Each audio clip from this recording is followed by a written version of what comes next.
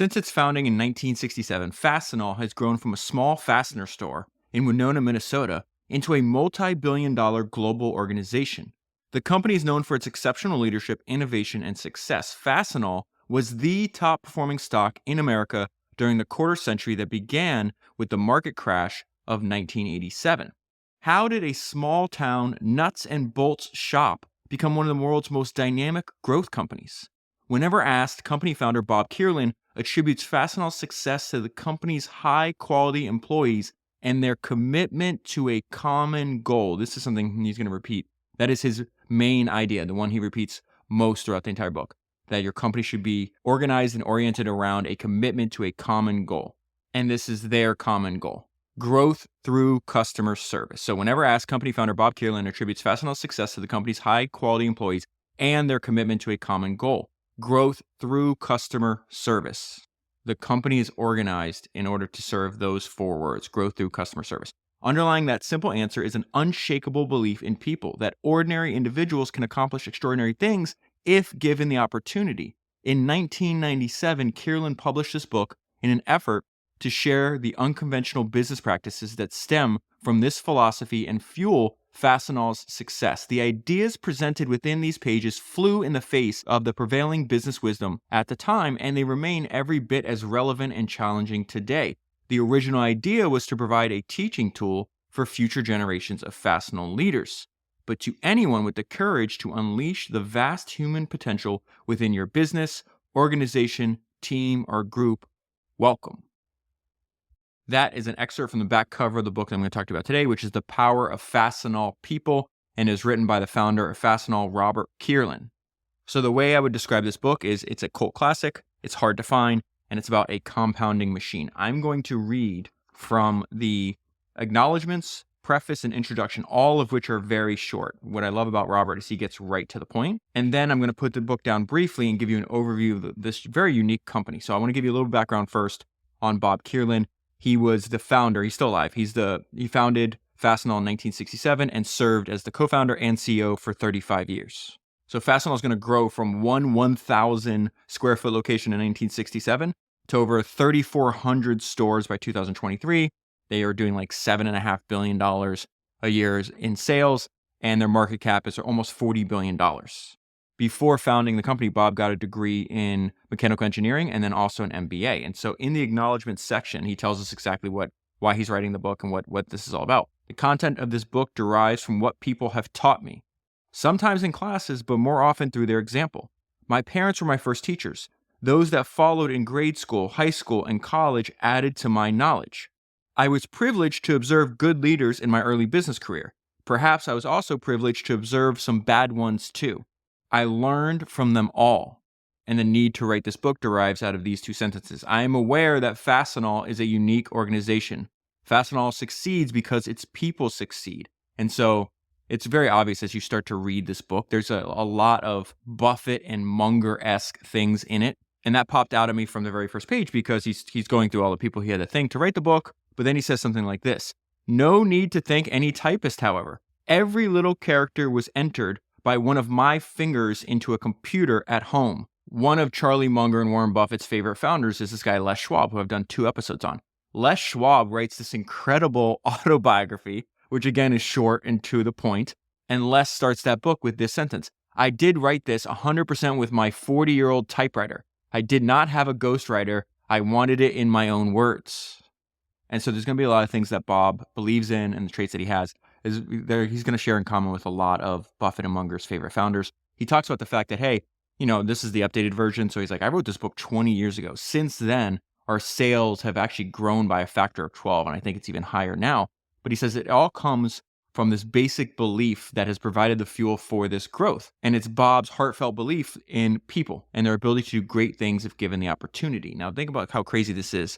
So he first wrote this in 1997. This updated version is printed 23 years later. So think about all the technological change that has occurred in that 23-year period. Although the applications of new technology such as the internet, smartphones, barcodes, vending, and automated stocking have changed the how of industrial distribution, which is their business, okay? It's changed. The technology changed the how. They have not changed the why of a distributor's success. Success still stems from the ingenuity, risk-taking, and hard work of people working together as a team. And he goes back to he has one idea is the way I would say this. We continue to pursue our common goal, and we continue to find ways to bring out and use the potential of our people. I'm not sure why, but when I got to that sentence, or that paragraph rather, where he's talking about, listen, the technology is going to change. The technology that influences your business may change the how of how you deliver your service, but it will not change the why. Michael Bloomberg, in his autobiography, said something that's very interesting. He says a lot of companies mistake their product for the device that delivers it. Listen to this. This is from Bloomberg's autobiography. The technology that we pioneered in the early 1980s has long since been ancient history, but we never made the error that so many others have, mistaking their product for the device that delivers it. Kodak thought that they were in the camera and film business instead of the photography business. The digital photography revolution passed them by, and after more than a century as one of the most innovative companies in the world, they filed for bankruptcy. At Bloomberg, we got out of the business of building physical computers as soon as PCs began taking off. We knew our core product was data and analytics, not hardware. Do not make the mistake of confusing your product for the device that delivers it. And then he ends the preface with repeating this main idea. The first requirement to have a successful organization, the need to have every member of the organization pursuing a common goal. He already said what his common goal on the very back cover: growth through customer service.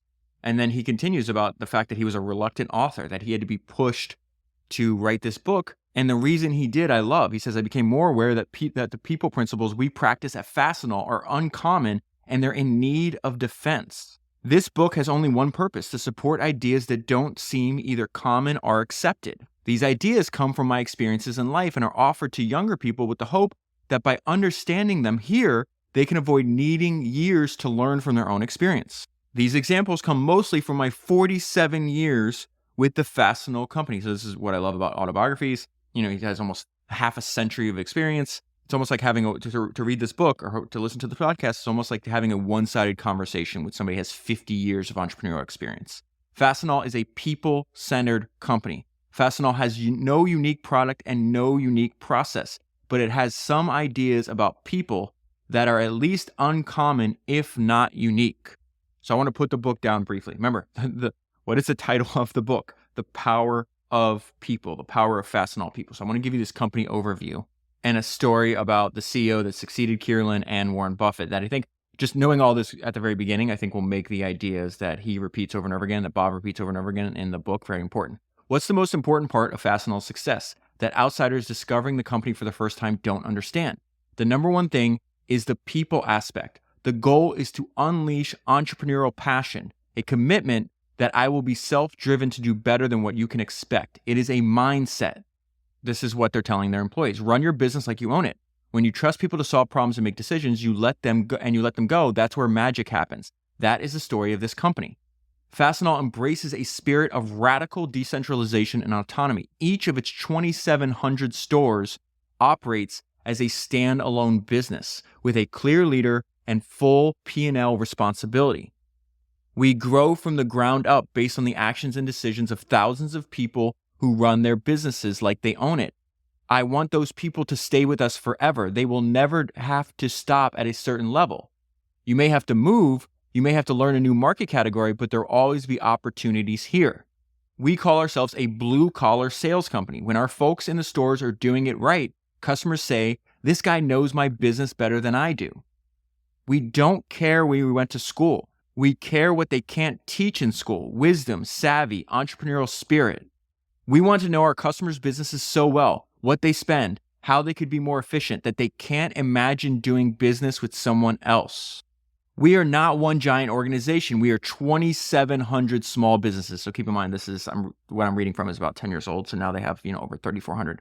We are not one giant organization. We are 2,700 small businesses wrapped up into one big company. Society tells us, you're a big company, act like it. We say, no, you don't get to define us. We define ourselves. We go against the grain in almost everything that we do. And so there's just crazy stats about the company that more than 95% of our current batch of general managers have been promoted from within. For nearly all of our senior leaders have worked their way up from entry-level positions. So that leads into the second thing I want to tell you about, which is this interview with the CEO that had succeeded Kierlin, or Bob, we'll call him Bob, when he stepped down.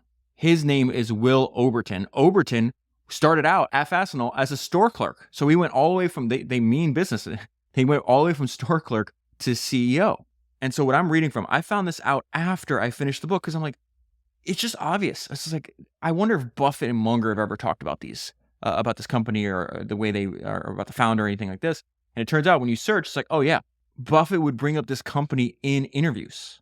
And so I just want to pull out a couple things from this interview with the CEO.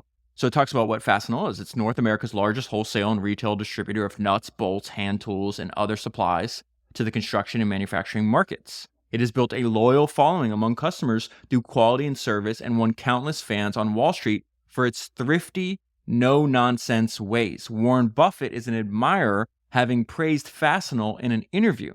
He loved its robust financial performance and its straightforward business plan. This is their business plan. Boosting sales by adding customers and increasing its interaction with them. The unexpected shout-out prompted Fastenal CEO Will Oberton to trek to Omaha to have lunch with Warren Buffett. The two cost-conscious bosses hit it off. We talked about the importance of sticking to the basics. And one thing they talk about is that the CEO is not afraid to get his hands dirty. In fact, this is something that Bob preaches throughout the book. So, he'll jump in wherever is needed. And the commitment that he has. So let's say they're behind. He'll go help with deliveries. He'll help with sales. He'll help with customer service calls. The CEO actually went through the process of getting a CDL, which is a commercial truck driving license. So he could pitch in when truck drivers are sick. And so there's another description of Fastenal that talks about the fact that what Buffett realized, that it says the two cost-conscious bosses hit it off, and how having a low cost structure is actually a major competitive advantage because all the other things that it fuels.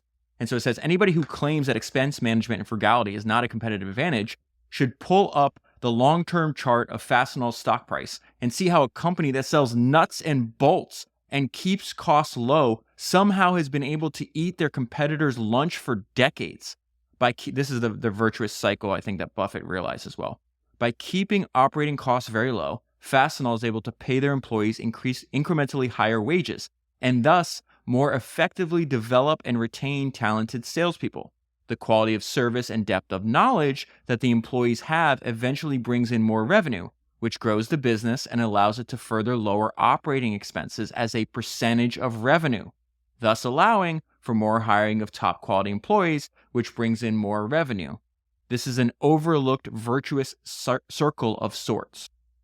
And then one last thing before I pick back up the book, my friend Ray Maddie and I were texting about this. So Raim is the one, he does the Rainmakers podcast. He's a phenomenal researcher. He's also the one, this book is really hard to find. So he's actually sent me this book. And after reading it, he came to the same conclusion that I did. And he says, I realized how much Bob embodied the Mungerisms on incentives and how he only focused on how he can make Fastenal the best company to work for. The results speak for themselves. $38 billion market cap for a company selling commodity products. And then he picks up on something that Bob says himself. It's crazy to me how stuff like this is kind of common knowledge, but people don't really apply it. And so immediately the book begins with an idea that's going to sound a lot like one of Munger's favorite founders, which is Jim Sinegal of Costco. Leadership must constantly be replenished. Every leader knows that a big part of leadership is training other people to be good leaders. So let's pause right there. Every leader knows that a big part of leadership is training other people to lead good leaders. That's the way Bob says it. You know the way that Jim Sinegal says it? He says, as the leader of your company, if you're not spending 90% of your time teaching, you're not doing your job. The business organization achieves long-term success by continuously replenishing leaders inside the organization. The word inside is important. You can bring in a leader from the outside of the organization, but it's much more efficient to develop those you already have. And then immediately Bob pushes back on this idea that the person that starts the company can't be the person that leads the company. The belief that entrepreneurs must eventually be replaced or supplanted by skilled management is false. Entrepreneurs are oftentimes perceived to be eccentric. Yeah, definitely. This can lead to a belief that a more systematic planner is needed to quote unquote manage the organization. Entrepreneurs can learn leadership just as well as anybody else. An entrepreneur's success is as much due to his leadership skills as his work ethic.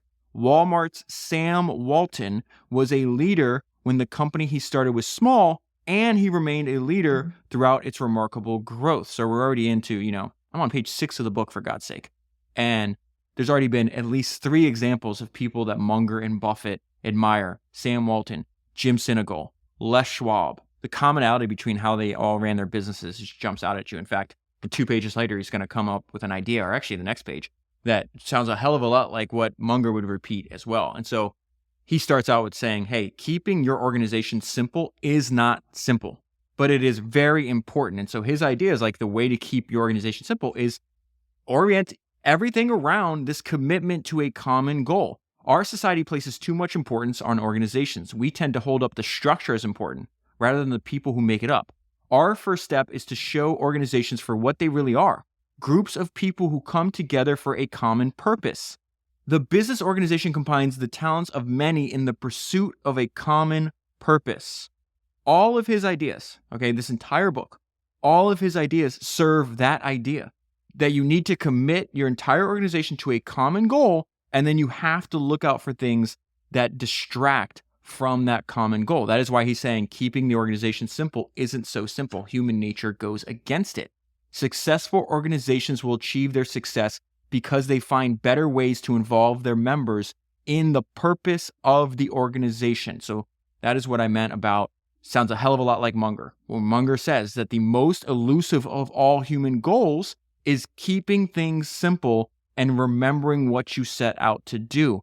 I really think this book and Bob's main thesis, this which he calls, hey, we need to keep everybody in your organization, concentrated in pursuit of that common purpose, of that common goal, is the way Munger would summarize that for us, is that you have to keep things simple and then remember what you set out to do. And that's very difficult, because especially over a long period of time, because it goes against your human nature. That's why he says it's the most elusive of human goals.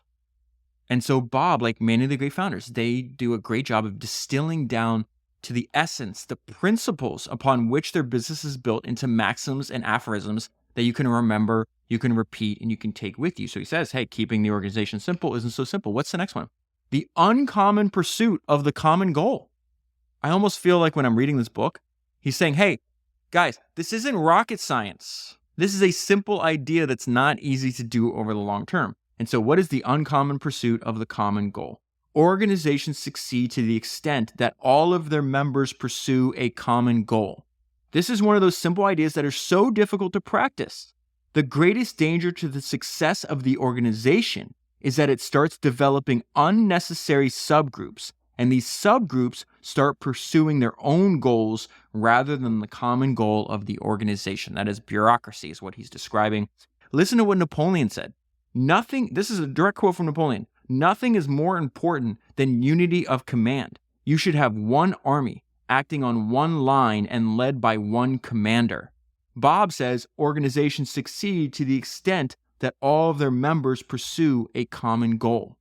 And what I love about the simple language and the simple examples he gives in the book, it immediately makes you stop. It made me stop. It's like, okay, what is my common goal that I am pursuing? And then once you identify that, then you start auditing how you're spending your time. And so obviously my common goal is very simple. It's to help you learn from history's greatest entrepreneurs and to do that better than anybody else can in the entire world. And so the second step with that was like, okay, well, let me audit how I'm actually spending my time. Because anything that's not in service of that common goal is a distraction and should be eliminated. And so then Bob says, well, how do you keep everybody focused on a common goal? Remember, he says, we sell commodity products, for God's sake. The only competitive advantage we have is our people. So it says, how do you keep everyone focused on a common goal? First, you start treating everybody equally. The organization cannot have some people who are put in a different status than the rest. You don't have executive dining areas and assigned parking spots, or stock options for only the highest paid people, or even dress codes for only some of the people. If the engineers can take off to watch their kids in a softball game, so can the lathe operators and the data entry people. So pause right there.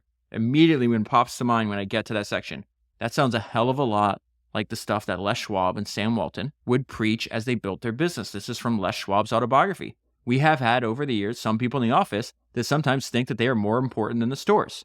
The office serves only one purpose, and that is to serve the stores. Some of our office people sometimes wonder about this, but I've warned them, don't bitch to me because this is the way I want it. If you want to go out and start at the bottom changing tires and work into a manager's job, then hop right to it. If it weren't for those men in the stores working their asses off in all kinds of weather, missing meals, and working god-awful hours, you wouldn't even have a job. So if you're working for Les Schwab, is he not easy to interface with? He's very easy to understand. That's like 5 sentences there. At the end of the 5 sentences, you know exactly what Les believes and how he wants it to run his business. Sam Walton said it very similar. He says, if you're not supporting the customers or supporting the people that support the customers, then we don't have need for you in Walmart. Kept it very, very simple. The reason that's so important because if it's not simple, it won't scale. Bob continues, make sure that everybody can enter your building through the same door. So his whole point is like, listen, these like special stock options, these assigned parking spots, these executive dining areas, these separate entrances, over time, you're telling people with your actions, these are the special people. You guys aren't the special people. So let me go back to Chung Ju Young. Chung Ju Young wrote the most inspiring autobiography I have ever read. I got to do another episode on it because I think it was like episode 117 or something like that. Chung Ju Young, right, is the founder of Hyundai. He starts off so poor as he's a peasant, son of a peasant farmer that he has to eat tree bark in the winter to survive and ends up dying as the richest person in South Korea. This is what he says from his autobiography. He's writing his autobiography when he's like 90. And it's going to sound a hell of a lot like what Les Schwab says, what Sam Walton was saying, and what Bob is saying in this book. Some time ago, someone proposed installing a separate elevator for executives at the company headquarters. I rejected the idea right on the spot. I truly despise the inflated sense of superiority held by executives who expect different treatment from their workers. Why on earth would anyone need a separate elevator? He continues, when I dropped by a construction site one day, the workers were busy laying a new carpet, believing that this was a formality that they should observe for their boss. So literally like a red carpet. So when their boss does a site visit, he can walk on it. This was Chung's response. Such formality is meaningless. With our company motto, their company motto was diligence, frugality, and affection, hanging right there on the wall, should they have spared a second to think about the workers laying carpet? Is laying this carpet practicing frugality? A carpet was a luxury that I despised. After luxury comes corruption. I have never seen a country prosper with a leader who enjoys luxury. I have never come across a company that thrives under a luxury-loving, wasteful owner. And so we go back to Bob. Why is it so important to have everybody working as a single cohesive team? To have everybody thinking that their role that they're playing is just as important as the person next to them. At Fastenal, we believe that you could be the best salesperson in the world. But if the order picker doesn't pick it right, or the truck driver doesn't get it there on time, or the billing clerk doesn't bill it correctly, you end up with an unhappy customer. Everyone is key. You are better off working to make everyone equal so they stay focused. He goes back. What do you think he's about to say? I bet you can already finish his sentence for him. You are better off working to make everybody equal so they stay focused on the common goal of pleasing the customer. He's going to give us more advice on how to do that. You need to install a reward system that keeps everyone focused on the common goal. He's talking about incentives. If you have Fastenal's common goal of growing our company through customer service, you will avoid any rewards that don't fit that goal. And so when I got to this part of the book, I thought about Charlie Munger's like 3 rules for incentives. And so this is what he said. Number 1, everyone underestimates the power of incentives. Number 2, never, ever think about anything else before thinking about the power of incentives. And number 3, which Bob is nailing, the most important rule in management, get the incentives right. And again, you have to be careful of these subgroups that are going to naturally develop in your company, because his whole point is like, listen, your incentives have to fit your overall common goal, right? The common goal of pleasing the customer. And so he gives an example. If you do these incentives based on like separate groups, they can optimize for things that go against your common goal. So he gives an example that this is a really smart idea. We do not reward production people for minimizing scrap if some of that scrap you eliminate comes from the extra parts that guarantee you have a full order quantity ready when the customer wants it. The incentive superpower that Munger talks about, you clearly see by picking up the book. We're like a quarter into the book. That Bob clearly has thought a lot about this. Of course he has. He had 35 years of experience, I think, by the time he wrote the book, and I think 47 years by the time it was published again, or something like that. Just a ton, decades of thinking about this and experience with a single company. Another piece of advice. If you want to use a financial reward to motivate, Pay it right away. Do not wait until the end of the year or pay a special bonus to pay a special bonus or profit sharing. Pay it at the end of each month if you can. So right after to reinforce that good behavior that you want, or at the very least quarterly. Do not wait to the end of the year.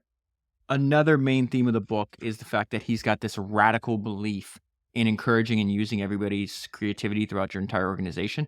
And he really goes against, remember, he's got an MBA. And this is what one of the things that also reminded that I think Bob had in common with Munger and Buffett. When you read the shareholder letters, you listen to them, what they said at their AGM. You just repeat over and over again, like business school, they're teaching you the bad things. And so his whole point is like this command and control structure was not something that Bob believed in. He thought it was actually would limit the growth of the company. And so he said, and he gives an example of the idea that like one person or like a group of leaders at the very top should do everything is actually harmful and is eventually going to lead to the decrease of growth in your company. And he learned this. One of the ways he learned this is when he was a Boy Scout, when he was a young boy. One of my first lessons in how not to promote creativity came from the Boy Scouts.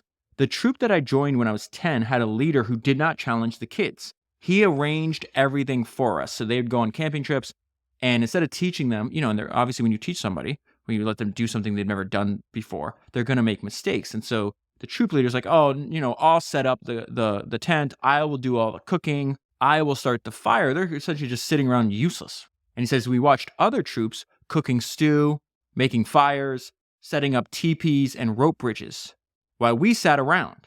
At the end of a few years, nobody was above the rank of second-class scout in our troop. Today, I probably couldn't survive in the woods for more than a few hours. And he immediately translates that lesson to what he observed in his, multi-decade career. Too many business organizations practice central planning to the extent that the creativity of their people is effectively 95% curtailed. And he rails against this because he was taught that this is better management, and he clearly does not agree with this. Businesses that become large and quote-unquote better managed saw their markets and profits eaten up by nimble startup firms with great ideas and efficient execution. Many large companies resemble small socialist states. Ideas and plans all come from the top. The majority of the workers are treated differently than the top planners, and most of the workers receive little or no self-fulfillment in their jobs. And so this is when he starts repeating another one of his ideas, like you have to learn to delegate. He was afraid to delegate. It's he calls delegate the fear of delegation common, but he thinks it's a terrible, bad habit. Why do companies develop such bad habits? Simply because the people at the top of the organization start focusing on how smart they are rather than focusing on how little they know.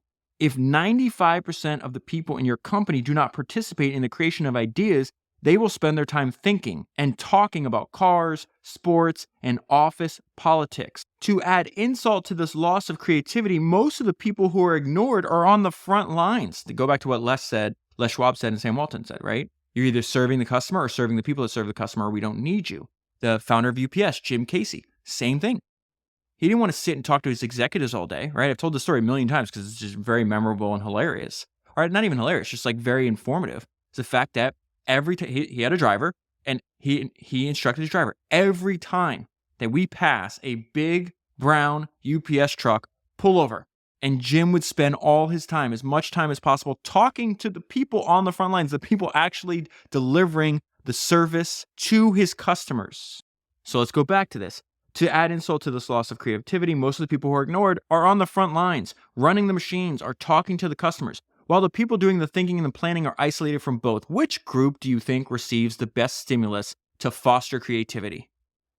Decentralized decision-making, decentralized decision-making, decentralized decision-making. He wrote that 3 times. I'm not repeating that on my own. Say it a few times so it becomes a mantra. He feels this extreme decentralized decision-making is one of the most valuable things that they have in their company culture. With over 2,600 stores around the world, the decisions about which items to stock in each store are left to the people in the store. Computers help to pick a basic starting inventory, but items are added as store personnel gather information about customers in their local market. The people in our stores are able to special order items that their customers request that are usually unavailable within our warehouse system. That idea of allowing them, right? You have a one-off special request from a customer that then you can fill. You have the complete autonomy and trust from your organization to fulfill that request, what's going to happen? Like, and then you obviously inform the customer. It's like, hey, this is special. We have to do this for you. And then you do it to their satisfaction. You have a customer for life. This is something that one of my favorite biographies I've ever read. I think it's episode 316. It's on the founder of Bugatti. And the reason I even found this book is because I became obsessed with Enzo Ferrari, and I did a bunch of episodes on him. And in Ferrari's biographies, it talks about, hey, his blueprint, he was just copying what Bugatti did. And so I find this like crazy biography of Bugatti written by his daughter, I think in like the 1960s. And there's a story in there that I never forgot, that Bugatti receives a letter from one of his customers, okay, about a car that's still operational, a Bugatti car that the guy bought 30 years ago, and something broke on it and he needed it fixed. And Bugatti reads his letter and then writes him back. And the punchline is the incredible level of customer service and just love for the work, his work that Bugatti had, was Bugatti offered to custom make. They didn't stock that part. They didn't even have it anymore. He's like, hey, I'm going to custom make this replacement part for that car that's almost 30 years old, and I'm going to give it to you at cost. That long-term view. Okay, not trying to make a couple dollars on this car. First of all, even doing it's remarkable, right? And then selling it at cost is actually genius, because how many people is that satisfied customer going to tell? A lot more than whatever markup you would make on that one-off part. And so Bob then tells us, why is this so important? Because it's this virtuous cycle it leads to. Consider where your new product ideas come from. We encourage people in each store to come up with products to add to our general lines. If a customer asks for a product that we don't currently sell, we encourage our people to find a possible source to satisfy this customer's request. If successful, the store may then start selling the same product to other customers. Our nearby stores may then also start offering the item. Eventually, it becomes a company-wide product. So a lot of people are like, okay, well, how are you going to manage? You got at the time 2,700 of these little stores. They're all run independently. And he's like, listen, Bob's like, of course you need some rules, but you don't need these thick manuals that nobody's reading. You need a handful of principles, all oriented around the goal of the organization. This is why it's so genius. This idea of just organizing my entire company on this commitment to a common goal, and then regularly checking, like, is the action, is the way we're spending time, is this idea in service of that common goal? Yes or no? So he says, you need rules, but you can probably put them on 3 sheets of paper and give them to each new employee. These rules will state the common goal for the organization. These rules should instill a good understanding of the common goal of the organization. He's repeating it again. And he says what his common goal is: growing our company through customer service. Eliminate all those 3-ring binders filled with standard management practices. Another suggestion to develop the potential of your people is to emphasize training. Most of the people who join us come out of school with little expertise in our product line. We see their potential and give them an opportunity to achieve. Most of our executive officers started in entry-level positions in Fastenal stores. So he's going to use this importance of constantly training over and over again. I actually think there's a better word for that. Sol Price, who is the most influential retailer to ever live. Sam Walton took more ideas from him. Jim Sinegal of Costco was Sol Price's mentee, and he started working for Sol Price when he was like 19. He gives this interview when he's like 70. He's like, people are like, oh, you must have learned a lot from Sol Price. He's like, no, I didn't learn a lot. I learned everything I know. The amount of successful retailers that built, in some cases, many cases, hundreds of billions of dollars of retail companies, Costco, Home Depot, Walmart, that talked about and learned from Sol Price. It's just absolutely incredible. But I think Sol has this mantra, this maxim that he would repeat. And he says, you train an animal, you teach a person. And so when Bob uses the word training, I automatically substitute that for the word teaching. That's why I think about why Jim Sinegal, who is obviously the mentee of Sol Price, he's like, if you're not spending 90% of your time teaching, you're not doing your job. You're teaching or training all of the people in your organization the standards and expectations of this common goal that your entire business is oriented around. And so the way Bob would describe this is he wants leaders. He doesn't want managers. And if you're a leader, it's much more like a coach than it is. And he gives us sports analogy, right? And so he talks about the difference between a coach in basketball and a manager. Remember, he wants leaders, not managers, and a manager in baseball. Have you ever considered, and this will basically illustrate his entire idea around this chapter. Have you ever considered the top supervisor on a baseball team is called a manager, while the top supervisor on a basketball team is called a coach?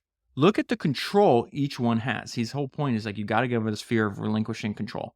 The baseball manager is controlling each move of the player, waving the shortstop over a little, or signaling when the runner should steal the base, or ordering the pitcher to walk a runner. In the baseball game, the manager is in complete control and fits the old style idea of a manager.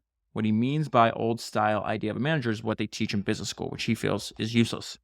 In the basketball game, the coach is relying on each player to make quick decisions about passes and shots. This is much more Bob's philosophy, okay? The coach may send in a play after a timeout, but control swiftly passes back to the players on the court. In business, the manager controls what each person does, assigning tasks and communicating the results upward. Bob does not like that. The leader, however, tells the team members what the group has to accomplish and challenges them to find the best way to do so.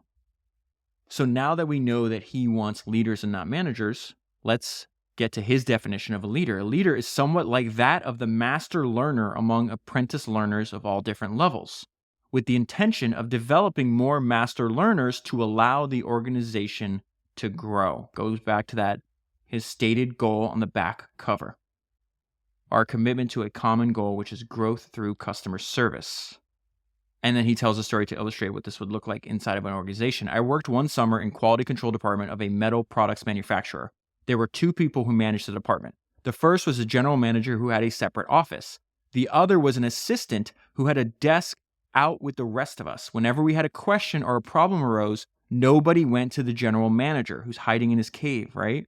We all went to the assistant who was accessible. The assistant was growing in stature with the overall plant managers because the assistant knew so much more about everything else that was going on. So over time, the assistant leapfrogged the manager within the organization. The assistant was the true leader. Stay out there on the front lines where the action takes place. You learn more when you see everything up close.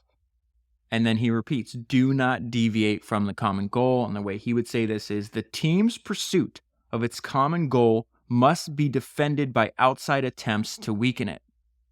And then spread throughout the book are this simple, but I would say very valuable pieces of advice. Here's one of them. Pay attention to the silent people when you are leading. If half of the people are not asked for their new ideas, you only have a 50% chance of finding the best solution. Pay attention to the silent people when you are leading. This reminded me of Brad Jacobs. One of the most popular episodes I've done recently was episode 335. It's How to Make a Few $1 Billion by Brad Jacobs. Excellent book, also written by a person that loves founders. Brad sent me a great message that he said he was addicted to these founder book reviews. But in that book that he wrote, I thought it was actually genius. So, he buys a bunch of new companies all the time. And he was shocked that how many people never solicit advice from the people working in the company. This is very similar to what Bob's telling us here. And so he's got two questions they would ask every single employee. And I think there's genius in the simplicity of this idea. Number one, what's the single best idea to improve our company? Or what's your single best idea to improve our company, rather? And number two, what is the stupidest thing that we're doing as a company? And he makes the point in the book, like you would be shocked at how much valuable information that you get just from asking those two simple questions. It sounds very similar to what Bob is saying here. If half the people are not asked for their ideas, you only have a 50% chance of finding the best solution. And then something Bob also talks about is just how much he learned just by the examples good and bad, from other people he worked with and worked for over the years. And this is really, like, we're more than halfway through the book, and it really clicked for me the first time I was going through. Because obviously, before I sit down and talk to you, I not only read the book, but I reread it, the highlights and notes over and over again. I'll read what I wrote on the note in 1 second. He says, while I attended college, I worked for a manufacturing company that employed about 300 people. I spent a lot of hours in the office on Saturdays. Sometimes other people came in on Saturdays, but only one person was certain to show up, the president and founder of the firm. At the time, he was 72 years old. He had an obvious interest and pride in what was going on. He knew each employee and appreciated his or her contribution. I count him as one of the three people who has most influenced my understanding of leadership. And so I got to that part and I reread it. I was like, wait a minute. He knew each employee and appreciated his or her contribution. And this is when it started to click. If his goal, we're talking about Bob now, okay? This is my note to myself. If Bob's goal is growth through customer service, He has to fully develop every single employee that delivers that service. His constant repeating that Fastenal's advantage is people serves his main goal. All of his ideas work together. It's that virtuous cycle, that virtuous flywheel. There's another advantage of this extreme decentralized decision making, and that's the flexibility to respond to changes in the future. The future is not just next week or next month, but years out. Fastenal has been growing at a rate where it doubles in size every 2.5 years. That means that in 5 years, we are 4 times the size. So our people have to think that in 5 years, we will haul 4 times as much product around the country. I love this sentence. Good ideas start by simple approaches to what lies ahead.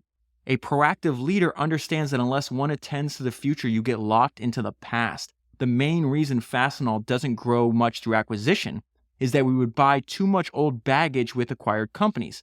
We want our leaders to do what is best for what lies ahead rather than repeating what brought success in the past. Anytime you stop thinking about the future, some people with better ideas will come along to eat your lunch. Anytime you stop thinking about the future, some people with better ideas will come along to eat your lunch. And if you have the flexibility and the empowerment of all and the decentralized decision-making and this complete autonomy that Fastenal does, sometimes you're the one that is inventing the future. So let me go back. I'm going to put the book down for 1 second. And I want to go back to that story of the CEO that was meeting with Buffett, the CEO that succeeded Kierlin. So this giant part of Fastenal's business now, this was invented after this book was written, okay, the first version in 1997, was the fact that they have these vending machines. And the way I think about the vending machines is like, think of anytime you've been in like a hardware store, right? You go to Ace Hardware or Home Depot or anywhere else, and think about how all the equipment and supplies are presented. Kind of like searching through, it's kind of like a chaotic mess. So Will Overton, which was the former CEO, but he's no longer the CEO now, but he's the one that was CEO after Bob, okay? Overton also developed an industrial vending machine system. There's a video on YouTube that's fascinating about this. It's from Fastenal. Fastenal has their own YouTube channel. You can see the vending machine. If you just type in Fastenal vending machine, if you're interested in this, I thought it was actually cool. Overton developed an industrial vending machine, and I searched for it after I read this. I was like, I got to see what this looks like. Overton had developed an industrial vending machine system, helping Bob realize a lifelong goal. In 1951, as a 12-year-old working in his father's auto parts store, Bob was bothered by the fact that his dad had to send customers searching for nuts and bolts to someone else's store. He imagined that a vending machine installed at his father's place might pop out fasteners like gumballs. Once on his own, he tried to convert a cigarette vending machine to this purpose. He couldn't get it to work, so he started selling fasteners over the counter. Thus, Fastenal was born. 40 years later, working with a snack machine manufacturer and off-the-shelf software, Will Overton got the job done. Fastenal's vending machines have been a big hit with customers, so their vending machines are actually installed in their customers' locations. It cannot get simpler for this. You got to watch the video, I'm telling you.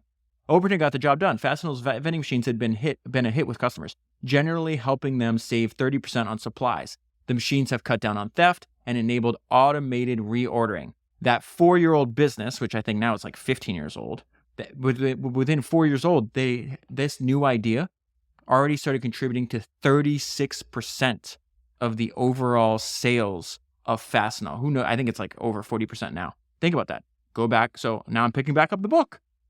Think about the vending machine idea, which was not invented when Bob wrote these words. This makes these words hit so hard. We want our leaders to do what is best for what lies ahead, rather than repeating what brought success in the past. Anytime you stop thinking about the future, some people with better ideas will come along to eat your lunch. Thank God, due to their unique enabling of this and this super belief in the power of people, they were the ones that came up with the better idea. They were the ones that invented the future, thus avoiding somebody else coming along and eating their lunch. And so that relates to this idea of Bob's that you have to overcome the common fear of delegating.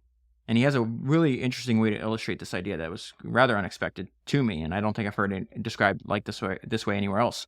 The death of a family member or a close friend gives us a sense of great loss, a feeling that something will now be missing in our life. What we are missing is the uniqueness of the person who has died, a uniqueness that we were privileged to know and understand. That same uniqueness is present in everybody. We just don't come around to seeing it and to understanding it. Our first step to becoming a better leader is to start valuing everybody for the unique humanness. When I was a young man, I learned that everyone did better at tasks than I thought they would before starting them.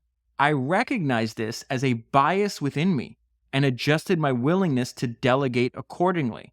I delegated more than I used to, and I saw even better outcomes. My bias was a common fear of delegating.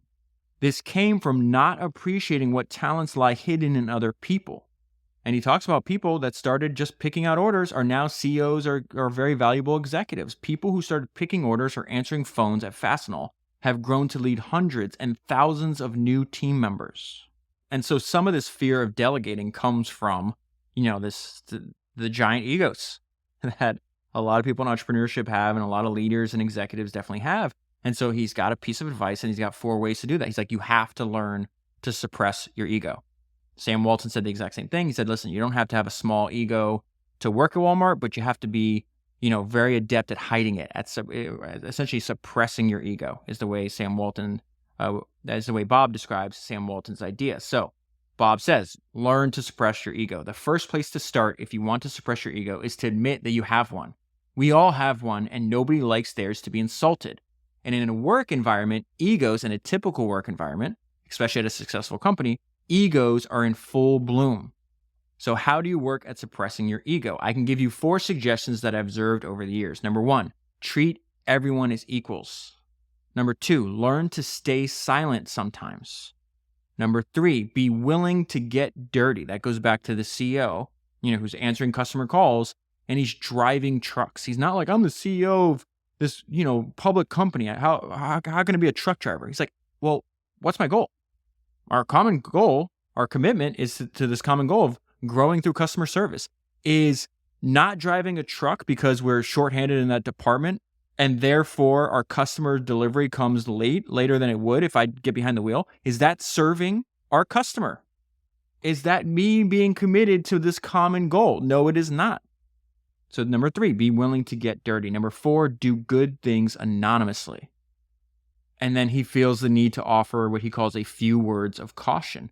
There's some things that you're going to have to watch out for. It goes back to this. Number 1, keep the team goal consistent with that of the main organization. So, you're going to have subgroups. He calls them subgroups, teams. They will naturally develop their own goals. And in many cases, those goals will be in conflict with that of the main organization. One department can develop such great spirit and cohesiveness that it loses sight of its role in the larger organization. Keep that team goal consistent. Make sure all your team goals are consistent with that of the main organization. And another way to keep on the path, keep reminding yourself how little you know. Pardon me if I keep telling you how to forget how smart you are. Even if you are smart, you're better off forgetting about it. Start thinking instead about how little you know compared to the vast amount of knowledge in the world. Consider that everything that I have written here about leadership is something I learned from someone else. They either taught me or I learned from their example, good or bad. Nothing here stands out as a brilliant breakthrough. Everything is a passage of information through the lens of my observations. And I have no way of knowing how much is still out there to learn. And so he talked about early in the book, let me go back to that real quick, that even as an elderly gentleman, he's still constantly learning. At my senior citizen age, I am still improving, perhaps at a faster rate than I was several decades ago. With the experience of a lifetime, you're able to find the final pieces to complete the puzzle. And then if you think about what he's saying here, it's like, there's nothing here that stands out as a brilliant breakthrough. Everything that I wrote, everything that I learned from other people, either through their example or otherwise. That's another form of suppressing his ego, of keeping your ego in check. And a good way to keep your ego in check is just to keep reminding yourself how little that you know. Thomas Edison has a great quote about this, and he says, we don't know 1/1000th% of anything.